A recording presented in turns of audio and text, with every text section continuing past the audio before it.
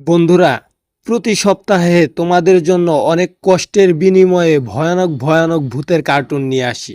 আমার এই ভূতের কার্টুন ভিডিও তোমাদের যদি একটু ভালো লেগে থাকে তাহলে অবশ্যই একটা লাইক করে চ্যানেলটিকে সাবস্ক্রাইব করে যাবে।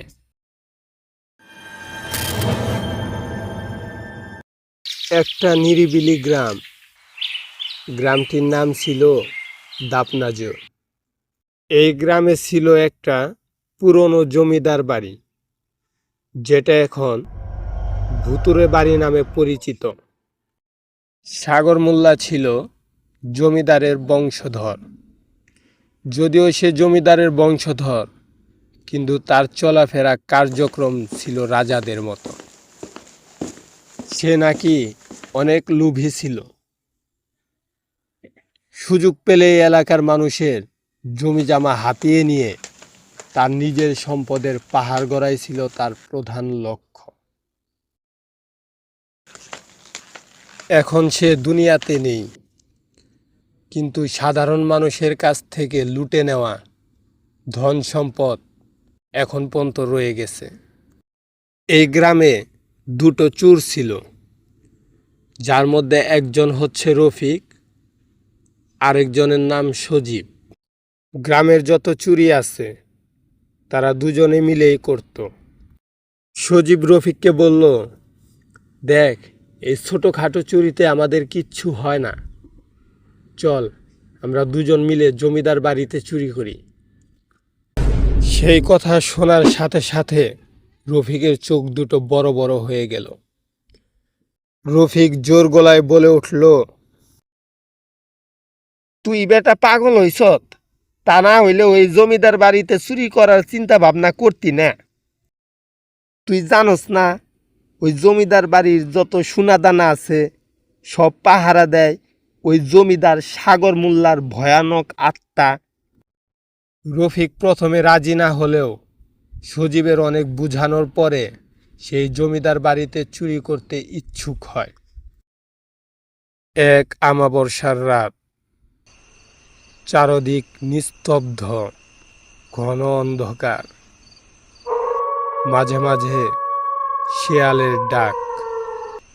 সেই ভয়ঙ্কর রাতে সজীব আর রফিক মিলে জমিদার বাড়িতে চুরি করার উদ্দেশ্যে বের হয়।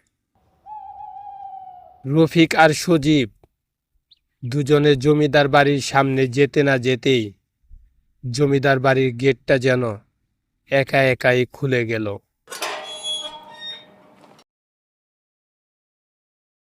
সেটা দেখে রফিক ভয়ে কাঁপতে লাগলো।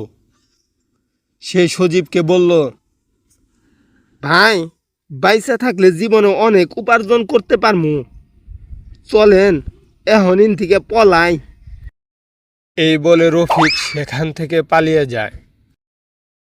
কিন্তু সজীবের চোখে না ছিল ভয়, আর না ছিল পেছনে ফেরত যাবার মন মানসিকতা। বাতাসে হয়তোবা গেটটা খুলে গেছে, এই ভেবে সে বাড়ির ভেতরে চলে গেল। ঘরের ভেতর ঢুকতেই কেমন যেন আজব আজব শব্দ আসছিল। সজীবের এমনটা মনে হচ্ছিল যেন কেউ পিছন থেকে টেনে ধরছে। হঠাৎ করেই সজীবের চোখ যায় জমিদারের ছবির দিকে। কেন যেন মনে হচ্ছিল জমিদার সাগর মোল্লার ছবিটা তাকে তাকে সজীবকেই দেখছে।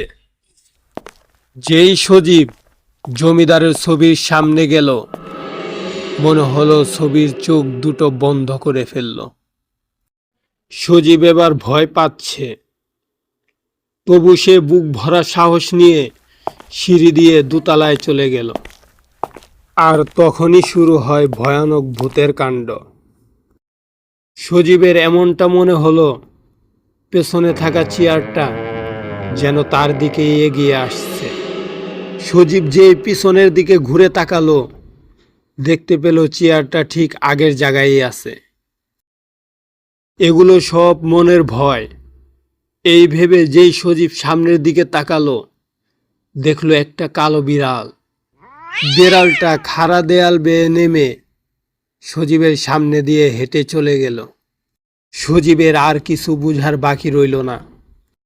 সজীব দৌড়ে পালানোর চেষ্টা করল, কিন্তু শত চেষ্টার পরেও যেন দরজাটা খুলছে না। হঠাৎ করেই সজীবের কানে পেছন থেকে ফিস ফিস শব্দ। আমার কাছে অনেক সোনা দানা আছে, এগুলো নিবি না? আয়, এগুলো সব তোকে আজ দিয়ে দেব। সজীব ভয়ে ভয়ে পেছন দিকে ঘুরে তাকাতেই দেখতে পেল একটা কালো ছায়া। ছায়াটা যেন ধীরে ধীরে তার দিকে এগিয়ে আসছে। ছায়াটা সজীবের কাছে আসতেই ছায়ার ভেতর থেকে বেরিয়ে এলো জমিদার সাগর মোল্লার ভয়ানক মুখ।